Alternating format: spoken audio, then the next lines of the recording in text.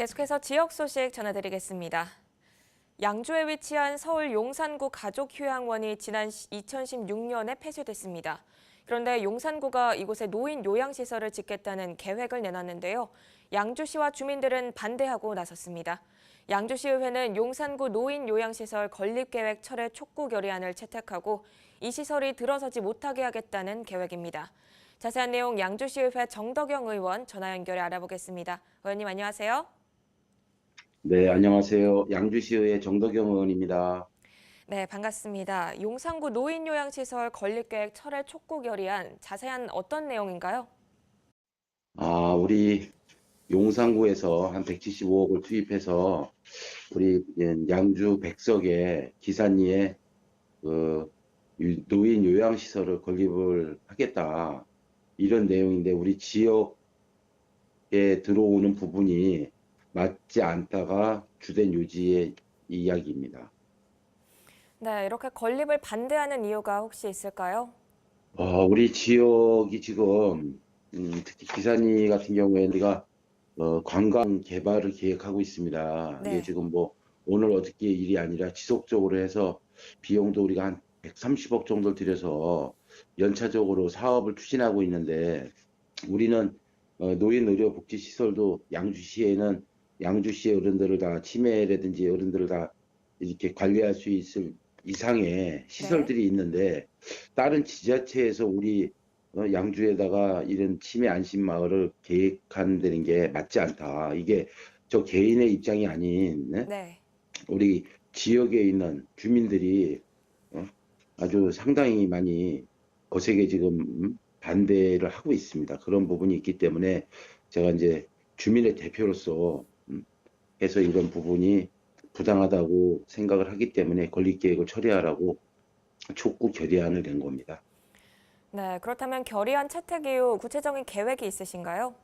잘 아시다시피 이제 우리가 이게 보건복지부의 일이잖아요. 그래서 네. 이제 보건복지부에도 이런 철회 촉구 결의안을 좀 보내고 용산구청장한테도 좀 보내고 용산구 의회나 그 지역의 용산구의 국회의원님들한테도 좀 보낼 계획이 있고요. 네. 하여튼 이런 걸 통해서 어떤 뭐 건립 계획이 철회가 안 되면 제 개인적으로는 뭐 용산구청장도 한번 가서 면담을 할 계획을 갖고 있고 용산구 의회도 한번 방문해서 저희 입장을 설명해서 처리할 수 있게끔 그런 생각을 좀 갖고 있습니다. 네, 향후 계획까지 들어봤습니다. 오늘 말씀 여기까지 듣겠습니다. 의원님 고맙습니다. 시 발전이나 지역 발전을 위해서 하여튼 늘 최선을 다하도록 하겠습니다. 감사합니다. 네.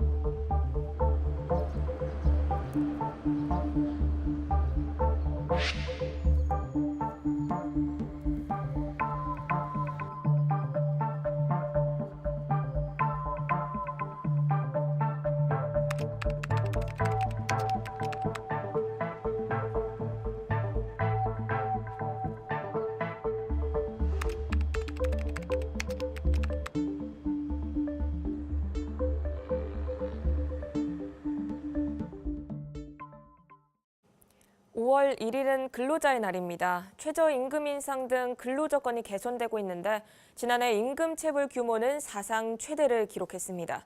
임금체불이 늘어나면서 관련된 사건, 사고도 빈번하게 발생하고 있어 우려도 큰 상황인데요. 자세한 내용 차선영 기자가 보도합니다. 지난해 임금 체불 규모가 사상 최대치를 기록했습니다. 지난해 누적 임금 체불액은 1조 6,472억 원, 2017년 1조 3,800여 원보다 3천억 정도 늘어났습니다. 업종별로 보면 제조업이 5,434억 원, 다른 산업에 비해 월등히 높고 건설업은 2,461억 원, 도소매 음식 숙박업이 1,807억 원으로 뒤를 이었습니다. 최저임금 인상에 따른 그 인건비 부담, 갖다가 사업장에서 자금 결여 이런 부분들이 받쳐주지 않는 사항들이 결부가 되어서 신고 건수가 이제 많고 그 금액에 대해서도 이제 연관이 된다 이렇게 보여지고 있습니다. 임금을 받지 못한 근로자가 고용주의 집을 불을 지르는 사례가 종종 발생하고 있습니다. 임금 체불의 발끈에 고용주를 살인하려다 미수로 끝난 사건부터 실제로 살인 사건이 벌어진 강력 범죄가 이어지고 있는데 지난해 1월엔 5개월간의 임금 체불로 다투다 선주를 살해하고 같은 해 5월 임금 체불 문제로 중국인 간 다툼이 벌어져 5명이 흉기로 1명의 중국인을 살해했습니다.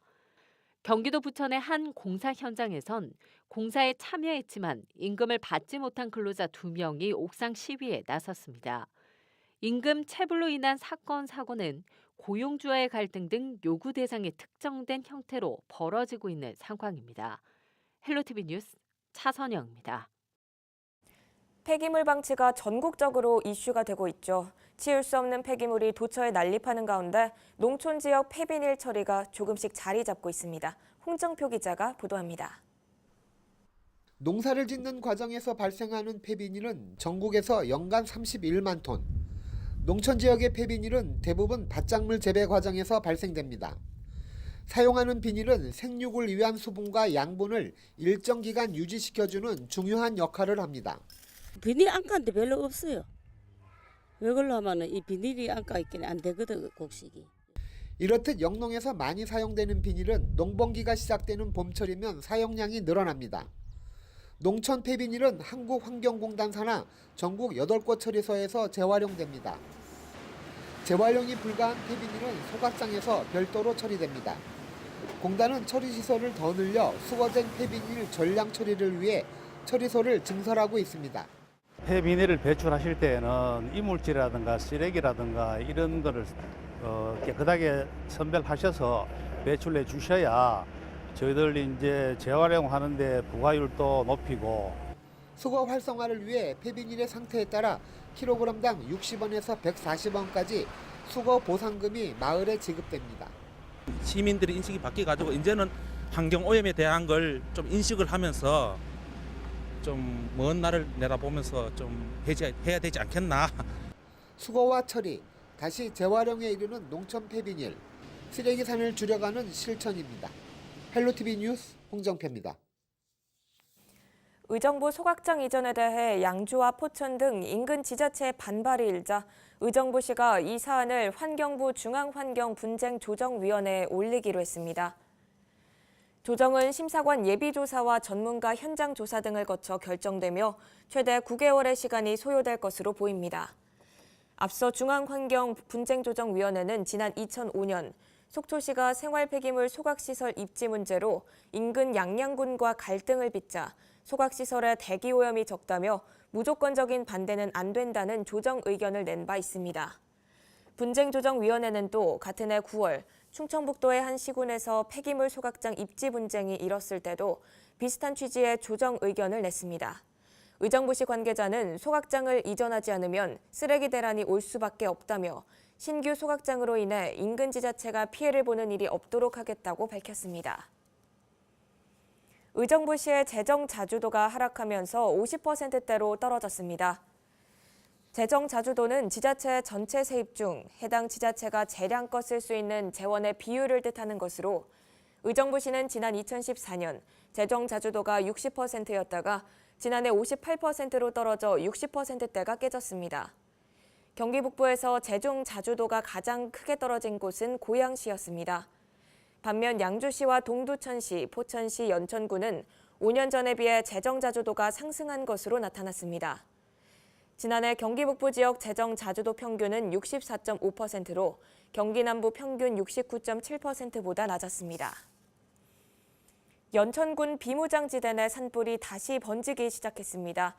22일 북쪽에서 발생한 불은 24일 남쪽 불이 잡히고 비가 내리면서 꺼지는 듯 했다가 다시 발생했습니다. 25일 산림청과 군 당국에 따르면 현재는 불길이 남아있는 상태로 헬기 한 대를 투입해 확산 방지를 위한 예비 살수 작업을 진행하고 있습니다. 한편 이번 불로 인한 우리 측 산림 피해는 100헥타르 수준으로 부분 소실 지역이 많아 정확한 피해 면적 산출에는 다소 시간이 걸릴 전망입니다.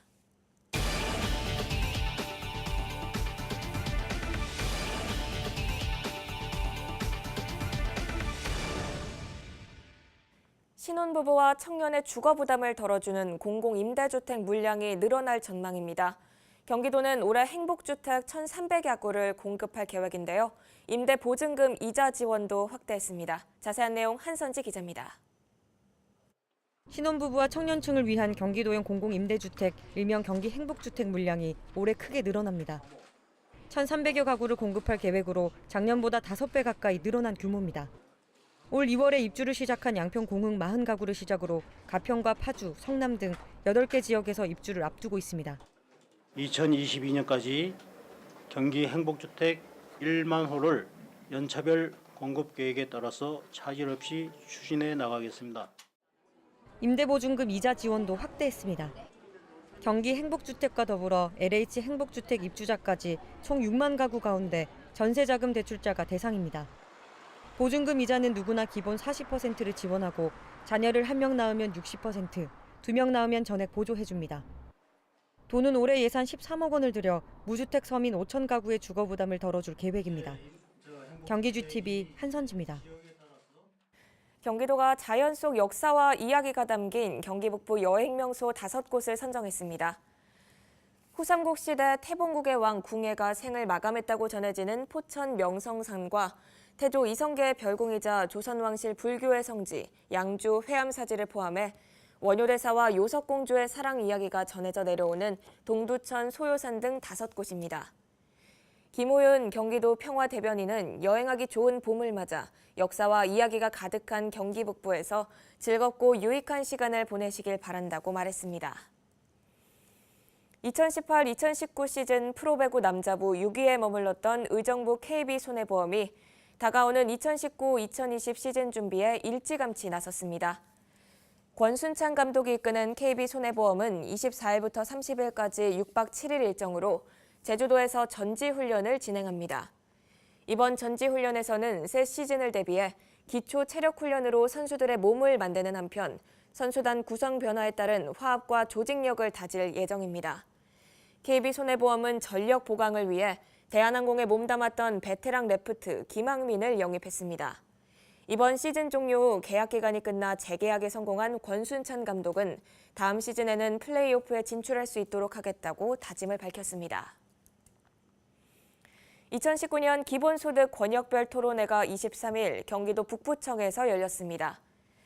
도는 경기연구원과 기본소득 한국네트워크와 함께 도내 시군을 돌며 기본소득과 경기도를 주제로 권역별 토론회를 진행하고 있습니다. 토론회는 강남훈 경기도 기본소득위원회 공동위원장의 기본소득의 역설들과 안동광 경기도 정책기획관의 경기도 기본소득 사업 추진 방향 등에 대한 주제 발표와 토론이 진행됐습니다. 안동광 경기도 정책기획관은 기본소득이라는 정책을 추진함에 있어 다양한 방안을 모색하고 범국민적 공감대를 형성할 수 있는 토론회가 될 수 있도록 노력하겠다고 말했습니다. 이어서 날씨 정보입니다. 맑은 하늘을 보인 지 하루 만에 다시 비가 내렸는데요. 금요일 아침에도 비가 올 가능성이 높습니다. 출근길에 우산을 챙기셔야겠습니다. 비가 온 뒤에는 기온이 떨어지겠는데요. 낮 최고 기온이 13도로 20도를 넘는 초여름 날씨를 보였던 주 초반과는 차이가 상당하겠습니다. 다음은 경기 북부 주간 날씨입니다. 주말에는 비 소식이 없어 나들이 하기에 무리가 없겠지만 다음 주 초반에 다시 한번 비가 오겠습니다. 이어서 생활지수입니다. 비가 왔다 맑아졌다를 반복하는 날씨인 만큼 당분간 세차는 미루시는 게 좋겠습니다. 지금까지 날씨 전해드렸습니다. 이상으로 뉴스를 마칩니다. 저희는 언제나 지역 주민 여러분 곁에 있겠습니다. 함께해 주신 여러분 고맙습니다.